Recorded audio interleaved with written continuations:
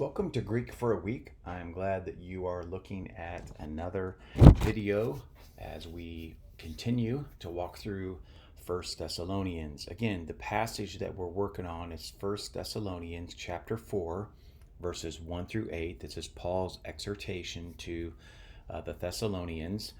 Last week we looked at verses 1 and 2. This week we are looking at verses 3 and 4. And I want to bring up the context again so that we understand how verses 3 and 4 are connected. Recall, verse 1, that was the exhortation in verse 1. And verse 1 states that Paul is requesting, he's exhorting the Thessalonians that they would walk and they would please God. And then the reason he gave for that was in verse 2. And that reason was because you know, what commandments we gave to you. Now we're going to see in verse 3, there's another reason for them to walk and to please God. So let's go ahead and translate and then we'll work through a few things. So he begins, for this is the will of God. I'm going to insert here, namely, your sanctification, that you abstain from sexual immorality, that each of you know how to possess or acquire your own vessel in sanctification and honor. So we have another for, we have another gar, which I'm contending we have another reason to have a pleasing walk.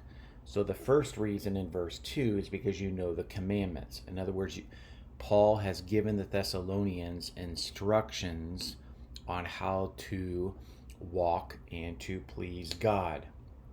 Now in verse 3, the reason is it's the will of God. Now this will of God here, you have hagios mas. This is a nominative of apposition that's further describing the will, specifically the will of God. So that's a nominative of apposition, which is why I included the word namely, or you can even include the word that. Then you have an infinitive right here. This infinitive is a present middle infinitive of apeko. Now, this is a bit tricky because you could say this is an exegetical infinitive, again, further defining what the will of God is, or it could be a purpose infinitive.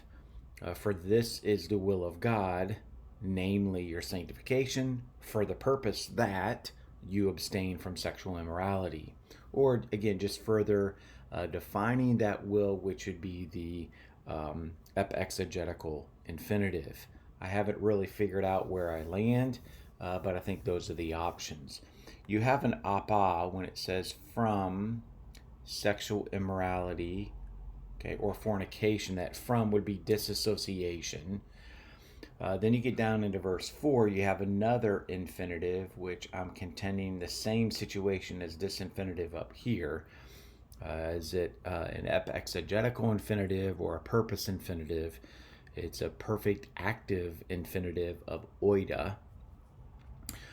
However, this infinitive here I'm contending is it's a present middle infinitive. I think it's a complementary infinitive, completing the thought of this one here, which is to know, and that is to know what, and that is how to possess your vessel.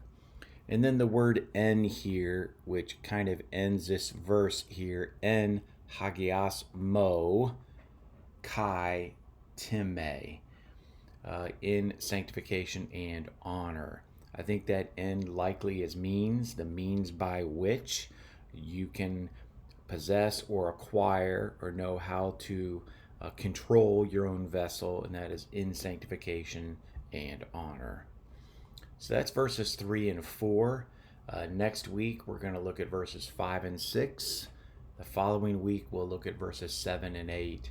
And then the week after that, we're going to diagram verses 1 through 8.